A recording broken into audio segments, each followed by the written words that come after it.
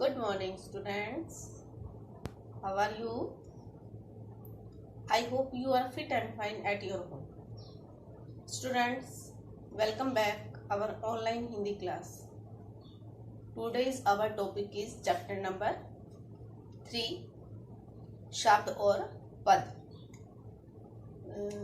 बेटा हमने 2 चैप्टर व्याकरण के कंप्लीट कर लिए हैं. फर्स्ट चैप्टर था हमारा भाषा और व्याकरण एंड सेकंड चैप्टर इज वर्णमाला व लिपि. हमने दोनों चैप्टर कंप्लीट कर लिए हैं. आज हम पढ़ेंगे शब्द और पद. शब्द क्या होते हैं और पद क्या होते हैं. ठीक है, तो सबसे पहले हम पढ़ेंगे शब्द. शब्द क्या होते हैं? पिछली क्लास में हमने पढ़ा था वर्ण. ठीक है, भाषा की सबसे छोटी इकाई वर्ण कहलाती है जिसके टुकड़े नहीं हो सकते. ठीक है, तो शब्द क्या होंगे? वर्णों से ही जुड़ने वाले होंगे शब्द भी. शब्द होंगे दो या दो से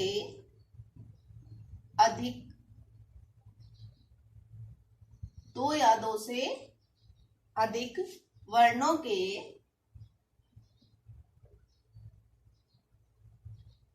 सार्थक मेल को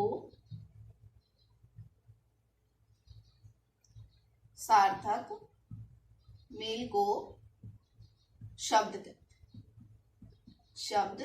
कहते हैं. दो या दो से अधिक वर्णों के सार्थक मेल को शब्द कहते हैं. ठीक है, अब देखिए सार्थक वर्ण क्या होंगे. हमने यहां लिखा क, यहां लिखा मैं और यहां लिखा ल. यहां लिखा हमने ल, यहां लिखा मैं और यहां लिखा हमने क. अब बताइए वर्ण तो ये सारे हैं, ये सभी क्या है? वर्ण है. लेकिन सार्थक वर्ण ये होगा. ठीक है, जब हम इसको जोड़ देंगे तो ये शब्द बन जाएगा हमारा कमल.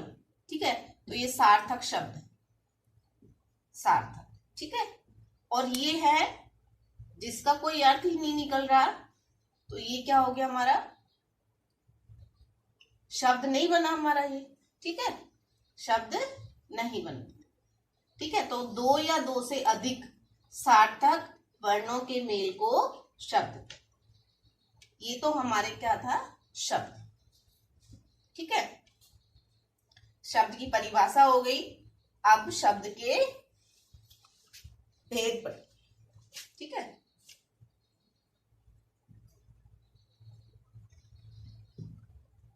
शब्द के भेद. ठीक है, पढ़ेंगे हम शब्द के भेद. देखिए शब्द के भेद देखिए. पहला है हमारा अर्थ के आधार. अर्थ के आधार.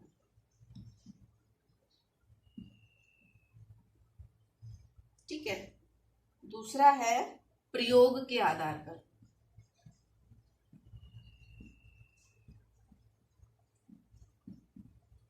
प्रयोग के आधार. ठीक है, दूसरा हमारा क्या है?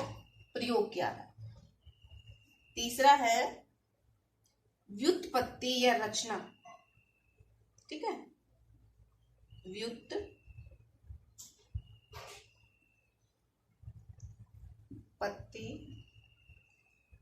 या रचना लिखना है. रचना के आधार.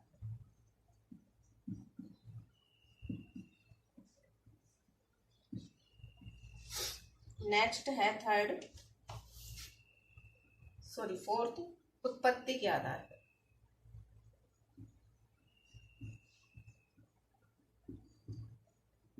उत्पत्ति के आधार पर.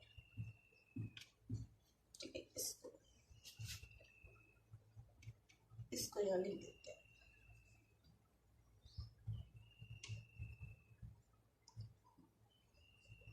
व्युत्पत्ति के आधार। ठीक है, ये हमारे शब्द के 4 भेद। ठीक है, पहला है अर्थ के आधार पर, दूसरा प्रयोग के आधार पर, तीसरा व्युत्पत्ति के आधार पर और चौथा उत्पत्ति के आधार पर। ये शब्द के 4 भेद हैं। ठीक है, अभी हम इनको पढ़ते हैं।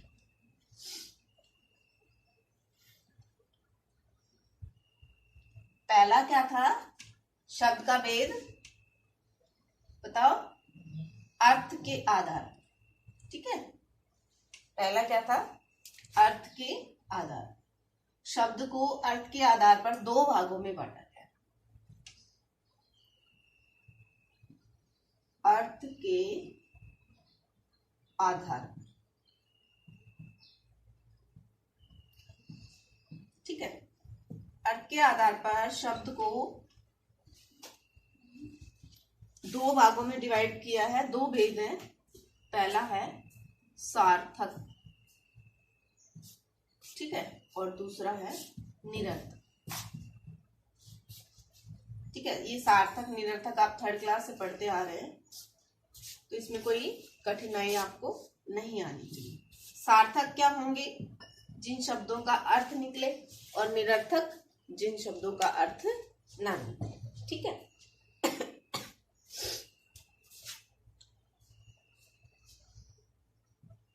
अर्थ वाले शब्द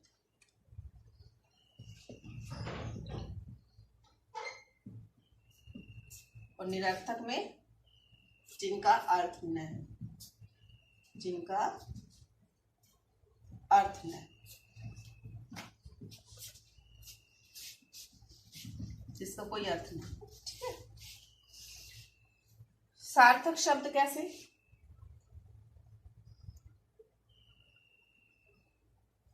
जैसे सार्थक हो जाएंगे कमल, चाय, चावल,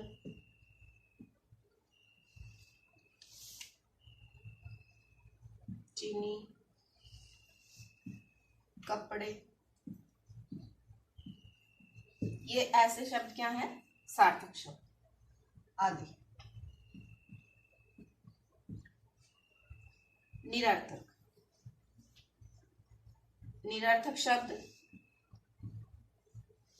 के उदाहरण कौन से होंगे? क्या लिख देते उदाहरण। ठीक है, निरर्थक शब्द के उदाहरण कौन से होंगे? जैसे चीनी का क्या हो जाएगा निरर्थक? वीनी। ठीक है, कपड़े वपड़े, वावल, वाय।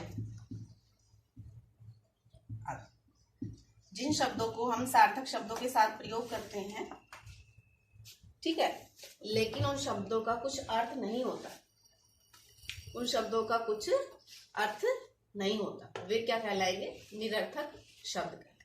तो ये हमारे अर्थ के आधार पर 2 भेद हैं, सार्थक और निरर्थक। सार्थक शब्द जिसका अर्थ निकलता हो और निरर्थक शब्द जिनका अर्थ नहीं निकलता। ठीक है, नेक्स्ट है प्रयोग के आधार पर। नेक्स्ट क्या है? प्रयोग के आधार। प्रयोग के आधार पर भी शब्द के 2 भेद हैं। ठीक है, प्रयोग के आधार पर।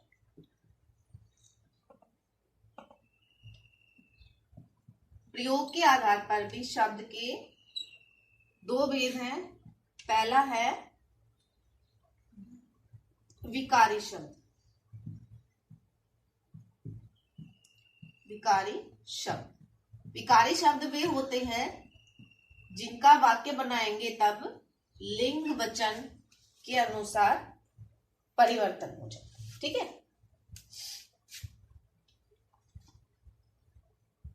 विकारी शब्द लिंग और वचन और कारक बदलने पर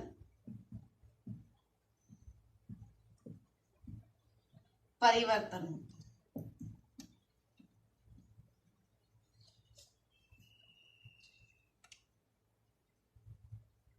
परिवर्तन हो जाए वो क्या होते हैं? विकारी। ठीक है।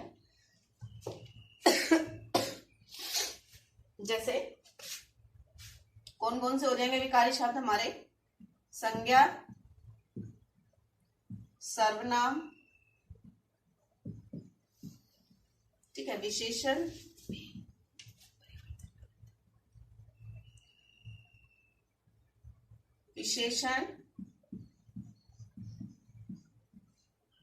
और एक हो जाएगा हमारा क्रिया।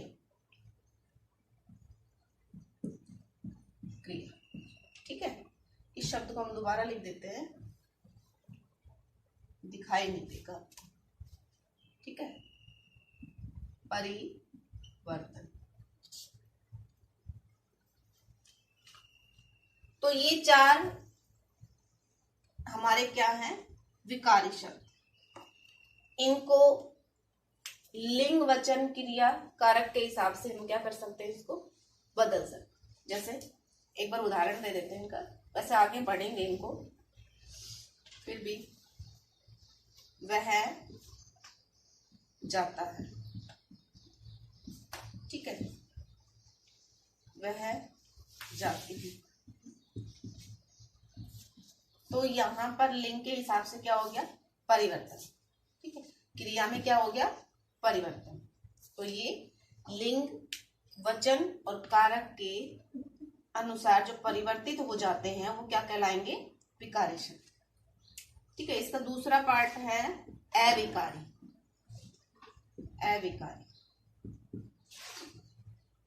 अविकारी शब्द में वे शब्द आएंगे जिनका परिवर्तन नहीं होता। ठीक है।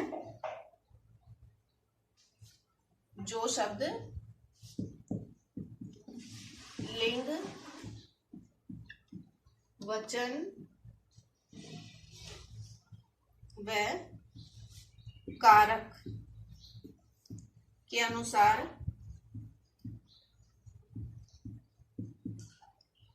परिवर्तित नहीं हो,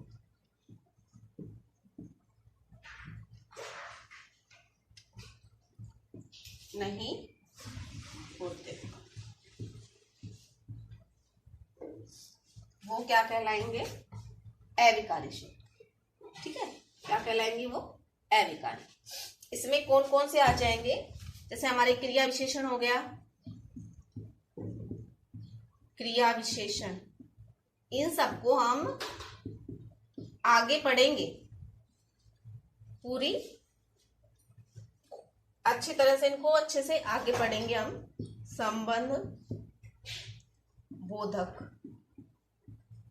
ठीक है। ये क्रिया विशेषण, संबंध बोधक, समुच्चय बोधक,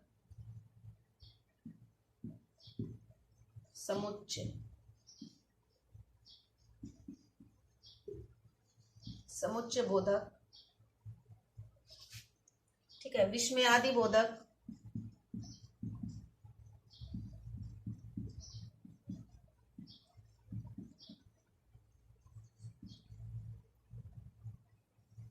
ठीक है, विस्मयादि बोधक। एक और होता है इसमें निपात। क्या होता है इसमें? निपात। ये सब हम आगे पढ़ेंगे, लेकिन फिर भी एक छोटा सा उदाहरण का भी दे देते हैं। देखिए, क्रिया विशेषण क्या होंगे? जैसे धीरे धीरे। ठीक है। अगर हम पढ़ते हैं इनको, ठीक है, ये सारे क्रिया विशेषण होंगे। जैसे हमने वाक्य बनाया, वह धीरे धीरे चलता है, वह धीरे धीरे चलती है, धीरे धीरे चलता है, धीरे धीरे चलती है। तो यहां पर जो ये धीरे धीरे शब्द है, ये हमारा क्या नहीं हुआ? बदला नहीं गया। ठीक है। क्या नहीं हुआ, बदला नहीं गया, परिवर्तन नहीं हुआ इसका, तो ये क्या है, क्रिया विशेषण है और अविकारी शब्द। ठीक है, बहुत, थोड़ा, इनका भी अगर हम वाक्य बनाएंगे तो ये परिवर्तित नहीं होते। वह बहुत तेज दौड़ता है, वह थोड़ा सा खाना खाता है, वह थोड़ा सा खाना खाती है। तो ये थोड़ा बहुत, ये शब्द क्या नहीं होते, परिवर्तित नहीं होते, इसलिए ये कौन से शब्द हैं, अविकारी शब्द। ठीक है, तो ये प्रयोग के आधार पर हमारे दो भेद हो गए। अभी हम नेक्स्ट पढ़ेंगे व्युत्पत्ति के आधार पर, व्युत्पत्ति। ठीक है, और व्युत्पत्ति के आधार पर शब्द के तीन भेद, कितने हैं, तीन। पहला हमने पढ़ा था अर्थ के आधार पर जिसके दो भेद थे, फिर हमने पढ़ा प्रयोग के आधार पर जिसके भी दो भेद थे, लेकिन अब तीसरा है व्युत्पत्ति के आधार पर। व्युत्पत्ति के आधार पर तीन भेद है। ठीक है, पहला हो जाएगा रूढ़, दूसरा है यौगिक,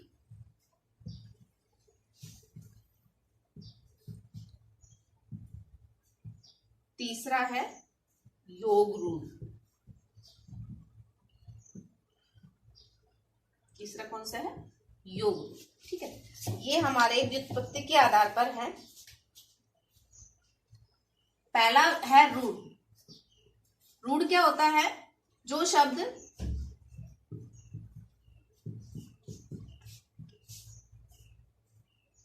किसी विशेष, जो शब्द किसी विशेष अर्थ के लिए प्रसिद्ध है, अर्थ के लिए प्रसिद्ध।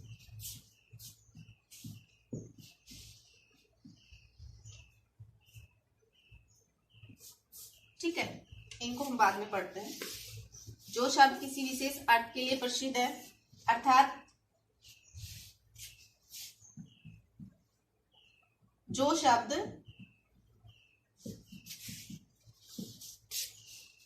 परंपरा से चले आ रहे हैं, जो शब्द परंपरा से चले आ रहे हैं।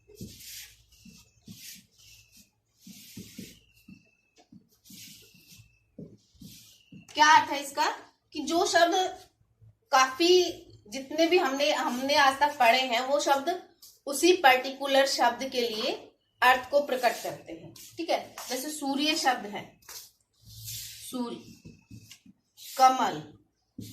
ठीक है, ये शब्द क्या है, विशेष अर्थ को प्रकट करते हैं, किसी विशेष पर्टिकुलर एक चीज के लिए ये नाम दिए हुए हैं, और ये परंपरागत नाम है जो हमारे पहले से ही दिए गए।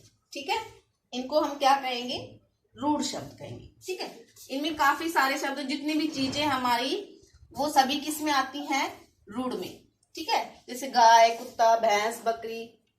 ठीक है, और कुर्सी, टेबल, पेन, ये सब क्या है, हमारे रूढ़ शब्द। ठीक है, इसका उदाहरण लिख देते हैं, जैसे हम गाय, कुर्सी आदि। ठीक है,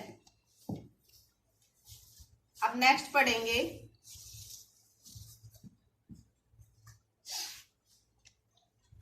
दूसरा, हमने क्या किया था, यौगिक। यौगिक, यौगिक मतलब योग से बना हुआ शब्द। योग मतलब जोड़, जोड़ से बना हुआ शब्द। तो इसको क्या बोलेंगे,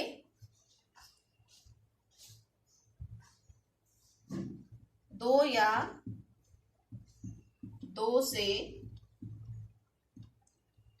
अधिक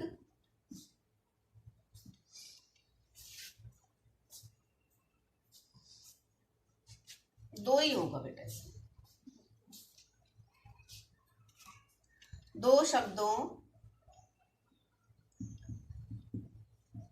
शब्दों के मेल से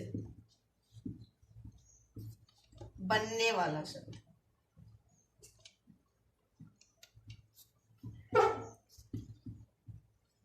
बनने वाला शब्द क्या कहलाएगा? यौगिक।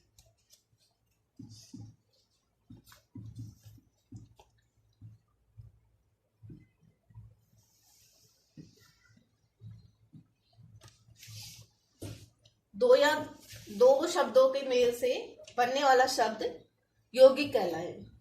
ठीक है, यौगिक शब्द का उदाहरण क्या हो जाएगा? जैसे हमारे पास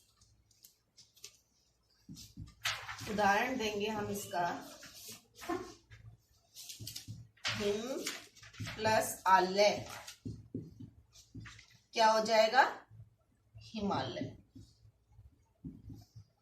ठीक है, हिमालय शब्द।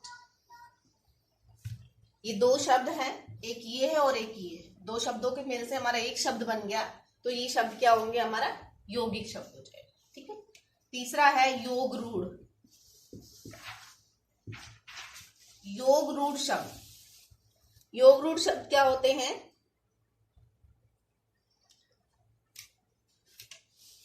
वे शब्द जो दो या दो से अधिक शब्दों के मेल से तो बने हैं, लेकिन अपने विशेष अर्थ को प्रकट करते हैं।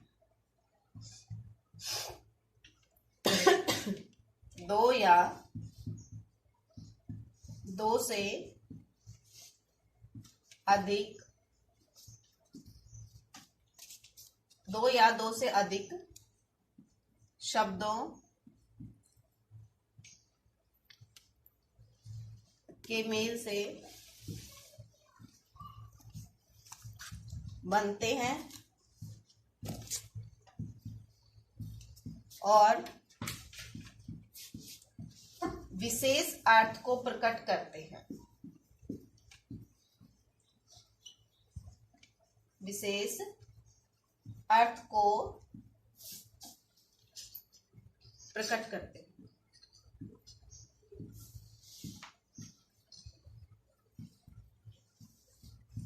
विशेष अर्थ को प्रकट करते। ठीक है, योग रूढ़ शब्द दो या दो से अधिक शब्दों के मेल से बनते हैं और विशेष अर्थ को प्रकट करते हैं। मीन्स कि दो या दो से अधिक शब्दों के मेल से बनेंगे और अपना तीसरा अर्थ निकालेंगे। जैसे उदाहरण के लिए हम देखते हैं इसमें, उदाहरण के लिए क्या हो जाएगा इसमें? पंकज। ठीक है, पंकज शब्द। अब क्या है इसमें? इसमें है पंक और अज। ठीक है, पंक और अज। पंक का अर्थ होता है कीचड़ और अज का अर्थ होता है जन्म लेना। पंक और अज, पंकज, दो शब्दों के मेल से बन गया। विशेष अर्थ क्या हो गया इसका? पंक का अर्थ हो गया कीचड़ और अज का अर्थ हो गया जन्म लेना। पंक का अर्थ क्या होता है? कीचड़। ठीक है, और अज का अर्थ होता है जन्म लेना। तो कीचड़ में जन्म कौन लेता है? कमल। ठीक है, तो ये कमल का पर्यायवाची भी है। ठीक है, कमल का क्या है? ये पर्यायवाची। ठीक है, तो ये हमारे क्या थे? व्युत्पत्ति के आधार पर शब्दों के प्रकार। ठीक है, हमने 3 प्रकार पढ़ लिए हैं। अभी हमारा एक प्रकार और बच गया उत्पत्ति के आधार पर, और हमारे बच गए पद।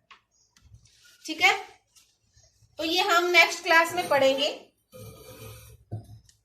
इसका एक पार्ट है शब्द का, कौन सा है वो? हमारा उत्पत्ति के आधार पर। ठीक है, उसके उत्पत्ति के आधार पर 5 वेद होते हैं, इसलिए ये क्लास बहुत लंबी हो जाएगी हमारी। ठीक है, हम नेक्स्ट क्लास में पढ़ेंगे और पद भी हम नेक्स्ट क्लास में ही पढ़ेंगे। ठीक है, तब तक के लिए धन्यवाद। ओके।